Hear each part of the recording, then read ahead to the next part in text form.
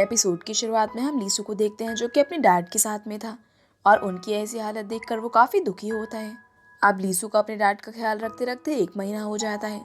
तब जो उससे कॉल करके पूछती है कि वो कब वापस आएगा, जिस पर लीसू कहता है कि जब उसके डैड हॉस्पिटल से डिस्चार्ज हो जाएंगे तब वो वापस आ जाएगा। पर हम देखते हैं कि जब लीसू वापस से अपनी कंट्री आने वाला था तब उसके डैड को इमरजेंसी सर्जरी के लिए ले जाया जा रहा था क्योंकि उनकी तबीयत फिर से बिगड़ गई थी। इस वजह से लीसू को अपने डैड के पास ही रुकना पड़ता है। दूसरी तरफ जो बहुत देर से उसका एयरपोर्ट पर ही वेट कर रही थी, लेकिन लीसू नहीं आ पाता, जिससे जो बहुत ही ज़्यादा अपसेट हो जाती है। फिर हम देखते हैं कि जो अगले दिन अपने स्कूल जाती है, जहाँ उसे सुबह से पता चलता है कि सूजिन ने स्कूल छोड़ दिया है और वो पढ़ाई करने के लिए दूसरी कंट्री में चली गई है। अब जैसे ही जो अपने घर पहुँचती है तब उसकी तबीयत बिगड़ने लगती है और उसके पेट में दर्द होने लगता है। इसीलिए उसकी मॉम उसे हॉस्पिटल लेकर जाती है। दूसरी तरफ लीसू फ्री होकर जू को फ़ोन करता है, पर वो फ़ोन उसकी मॉम उठाती है और जू के लिए बताती है कि स्ट्रेस की वजह से वो बीमार हो गई है, इसीलिए वो हॉस्पिटल में है। ये सुनकर लीसू थोड़ा घबरा जाता है, पर जो की मॉम उसे कहती है कि जैसे ही जू नींद से उठेगी तो वो उसकी बात उसे करवा देंगी। अब लीसू को बहुत ही बुरा लगता है क्योंकि उसे लग रहा था कि ये सब उसी की वजह से हो रहा है। इसीलिए वो अगले दिन जू को फ़ोन करता है और उसे कहता है कि उन्हें ब्रेकअप कर लेना चाहिए क्योंकि उसे बहुत ही बुरा लग रहा है कि वो जू के साथ ऐसे बुरे वक्त में नहीं है। अब जू ये सुनकर शॉक रह जाती है और बहुत रोती है कि उसे ब्रेकअप नहीं करना है और वो लीसू का वेट करेगी। लीसू के लिए भी ये बहुत मुश्किल था, पर वो जू को कहता है कि अब वो उसकी कॉल का वेट ना करे। फिर हम देखते हैं कि जू उस कॉमिक स्टोर के सामने से गुजर रही थी। तब वो देखती है कि वहाँ से उनकी चेयर और सोफे हटा दिए गए हैं। तब उसे लीसू की याद आती है क्योंकि लीसू वहीं पर बैठा करता था। इसके बाद वो अंदर जाती है, जहाँ लीसू ने दीवार पर लिखा हुआ था कि वो क्राई बेबी नहीं है और लीसू है। उसने ये भी लिखा था कि वो फिर से स्नोफॉल के दिन नमसान नाम की जगह पर जाकर विश मांगेंगे ताकि जू को याद आ जाए कि लीसू ही उसके बचपन का दोस्त है। और ये पढ़कर जू रोने लग जाती है कि वो लीसू को नहीं पहचान पाई। फिर हम देखते हैं कि जू का स्कूल ख़त्म हो चुका था और अब वो लीसू को मैसेज करके बताती है कि अब वो मूव ऑन कर रही है और वो कभी भी उसे कांटेक्ट नहीं करेगी। इसके अलावा वो उसे ये भी कहती है कि वो म्यूज़िक को कभी ना छोड़े क्योंकि वो किसी दिन उसका म्यूज़िक सुनकर बहुत ही अच्छा फील करेगी। इस सब के बाद जो एक मॉडल की असिस्टेंट बन जाती है, पर वो मॉडल उसे बहुत ही परेशान करती है क्योंकि वो सियोजुन को पसंद करती थी और सिर्फ जू ही ऐसी लड़की थी जो सियोजुन की क्लोज फ्रेंड है। अगले सीन में हम देखते हैं कि जो अपने फ्रेंड्स के साथ होती है और उसने बहुत ही ज़्यादा ड्रिंक कर ली थी क्योंकि वो बहुत ही परेशान थी।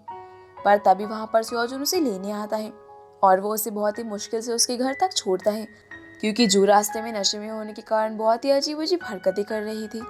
वो सियोजुन को ये भी कहती है कि वो चैन के साथ सिर्फ एक बार मिल ले क्योंकि वो उसे बहुत परेशान करती है, पर वो उसे कहता है कि वो किसी और लड़की से नहीं मिलना चाहता क्योंकि सियोजुन अभी तक जू को ही लाइक करता था, पर वो उसे कन्फेस नहीं कर पाया था और वहाँ वो उसे किस भी करने वाला था, पर वो रुक जाता है।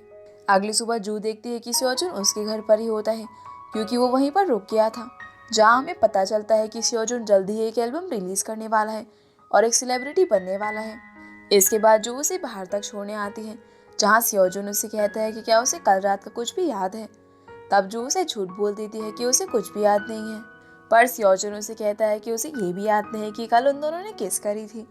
इसके बाद वो उसे ये भी कहता है कि वो किसी दिन उसे अपने दिल की बात बता देगा कि वो उसके लिए कैसा फील करता है। फिर वो अपने फ्रेंड से हेल्प लेता है कि उसे जू को कैसे अपनी फीलिंग्स बतानी चाहिए।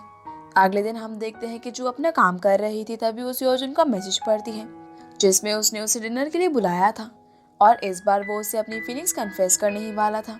इसके बाद हम सूजिन को देखते हैं जो कि वापस आ चुकी थी और वो अपने सामने से जू को गुजरता हुआ देखती है।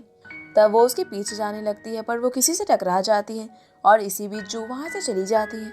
आगे हम देखते हैं कि जू की बहन और मिस्टर हान अपनी वेडिंग ड्रेस ट्राई कर रहे थे क्योंकि उनकी शादी होने वाली थी, पर जू की बहन उनकी ड्रेस को सीरियसली नहीं लेती, जिससे मिस्टर हान उससे नाराज हो जाते हैं। इसके बाद हम जू को चैन के साथ देखते हैं, जहाँ चैन कार से उतरकर अपना शू बहुत दूर फेंकती है और जू को उसे लेकर आने के लिए कहती है, पर तभी वहाँ पर सियोजुन आ जाता है और चैन का शू एक पेड़ पर फेंक कर कहता है कि चैन खुद ही उसे उतार ले। फिर वो जू को अपने साथ लेकर चला जाता है। इसके बाद वो दोनों एक रेस्टोरेंट में जाते हैं, जहाँ सियोजुन अपनी फीलिंग्स फाइनली उसे कन्फेस कर देता है कि वो उसे बहुत पहले से ही लाइक करता है, पर वो उसे कभी भी कह नहीं पाया। वो उसे ये भी कहता है कि वो उसे 3 डेट्स पे ले जाएगा और सोचने के लिए टाइम भी देगा। अब जू अपने घर जाती है और वो सियोजुन की कही हुई बात के बारे में सोच रही थी। तभी वो ऊपर चढ़कर एक बॉक्स निकालती है जिसमें लीसू की दी हुई सारी चीज़ें थी। तब उन्हें देखकर जू को लीसू की याद आ जाती है और वो इमोशनल हो जाती है। फिर वो अपने घर से बाहर जाती है, जहाँ उसकी फैमिली उसकी बहन के लिए सरप्राइज रेडी कर रही थी, क्योंकि उसकी शादी होने वाली थी। तब जो की मॉम उसकी बहन को सरप्राइज के लिए पहले ही बता देती है ताकि वो रो सके। इसके बाद जब जो बाहर जाती है तब वो देखती है कि स्नोफॉल होने वाला है, और वहाँ उसे लीसू की लिखी हुई बात याद आती है कि वो पहली स्नोफॉल पर नमसान जाएगा। इसी वजह से वो भी नमसान जाती है, पर वहाँ जाकर उसकी तबीयत थोड़ी बिगड़ने लग जाती है। तभी वहाँ वो एक लड़की को देखती है जो बिल्कुल लीसू की तरह होता है, इसीलिए जू उसके पीछे जाती है, पर वो लीसू नहीं होता। अब जू वहाँ पर अकेली बैठ जाती है और काफ़ी अपसेट हो जाती है। वहीं दूसरी तरफ सियोजुन बहुत ही परेशान होता है, क्योंकि उसने जू के लिए जो लिखा था वो उसे सुना नहीं पाया। इसके बाद जो नमसान से वापस आने लगती है, पर वो अपना पर्स चेयर पर ही भूल जाती है, जिसे वो लेने के लिए वापस जाती है। और तब वहाँ पर उसे लीसू मिलता है, जिसे देखकर वो शॉक रह जाती है। असल में लीसू सिटी में वापस आते ही सबसे पहले उसी जगह पर आया था। अब जो उसे देखकर पूछती है कि वो वापस यहाँ पर क्यों आया है। तब लीसू उसे कहता है कि उसने उसे बहुत ही मिस किया, लेकिन जो उससे नाराज थी, इसीलिए वो वहाँ से जाने लगती है। वहीं सियोजुन को भी पता चल जाता है कि लीसू वापस आ गया है, जिससे वो बहुत ही खुश होता है और उसे कॉल करने की कोशिश करता है, पर लीसू जू के साथ था। तभी जू की तबीयत खराब होने लगती है और वो उसे हॉस्पिटल लेकर जाता है, पर जू को सिर्फ कॉन्स्टिपेशन था, इसीलिए उसका पेट दर्द हो रहा था। ये सुनकर जू थोड़ा एम्बैरस फील करती है, इसीलिए वो वहाँ से भाग जाती है, पर लीसू उसका पीछा नहीं छोड़ता, इसीलिए वो वहाँ से छुपकर बाहर निकलती है। इसके बाद लीसू अपने घर जाता है, जहाँ से वो जू को कॉल करता है, पर जू उसका कॉल पिक नहीं करती। फिर वहाँ पर सियोजुन लीसू से मिलने आता है और लीसू उसे बताता है कि वो आज जू से मिला था। ये सुनकर सियोजुन को याद आता है कि जब वो जू के साथ लंच कर रहा था तब जू रोने लग गई थी, क्योंकि उसे लीसू की याद आ रही थी और उसने अब तक मूव ऑन नहीं किया था। पर यह बात सियोजुन लीसू को नहीं बताता। अगले दिन हम देखते हैं कि जू अपनी जॉब के लिए जा रही थी, जहाँ उसके घर के बाहर लीसू आ जाता है और उसे मनाने लगता है, लेकिन जू टैक्सी में बैठकर वहाँ से चली जाती है। पर उसके बाद बिली उसका पीछा नहीं छोड़ता और उसके सैलून भी चला जाता है।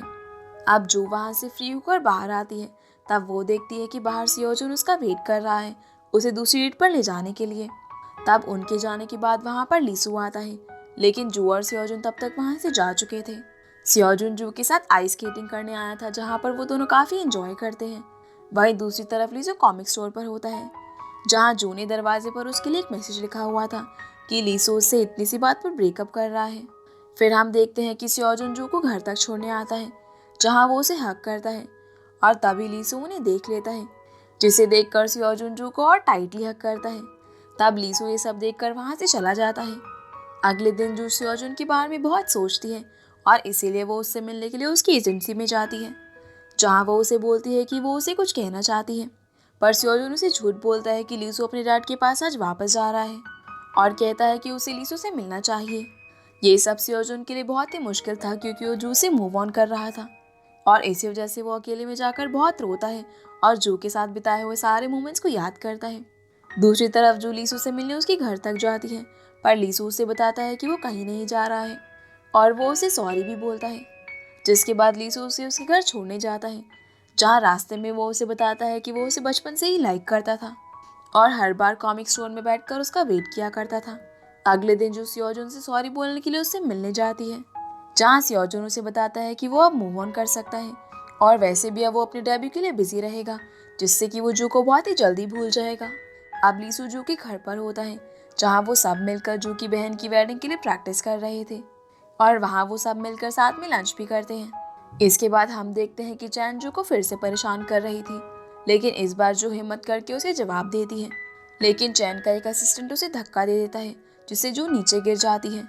पर उसी समय वहाँ पर सूजिन आ जाती है, जो उसके असिस्टेंट को एक किक मारती है और जू को उनसे बचा लेती है। इसके बाद सूजिन उसे बताती है कि जब वो यहाँ से चली गई थी तब उसे अपनी गलती का एहसास हुआ और उसके मॉम डैड ने भी डिवोर्स ले लिया, जिसकी वजह से उसे एहसास हुआ कि लाइफ में हर जगह कंपटीशन की ज़रूरत नहीं होती।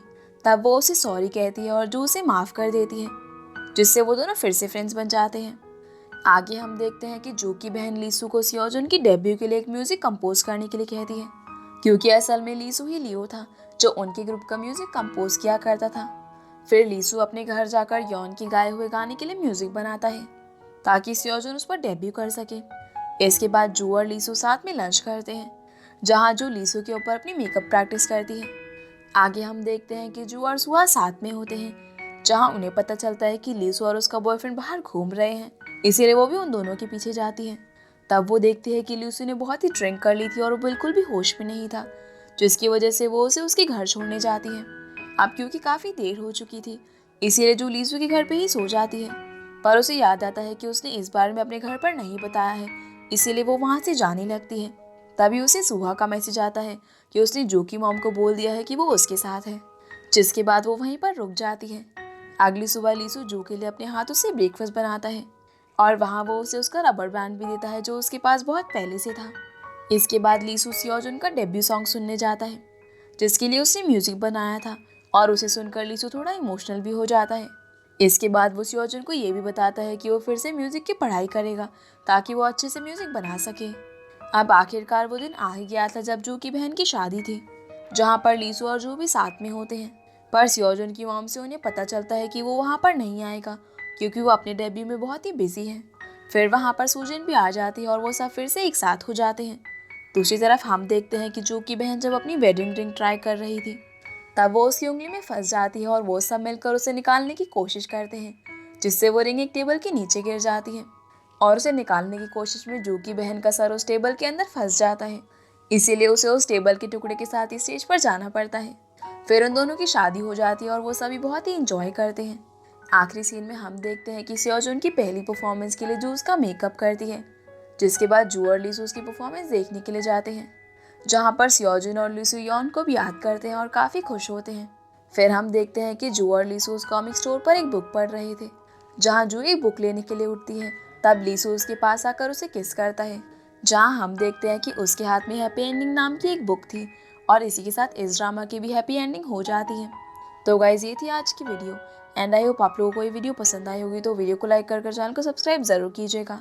तो आपसे फिर मिलते हैं अगले इंटरेस्टिंग ड्रामा में, तब तक के लिए गुड बाय।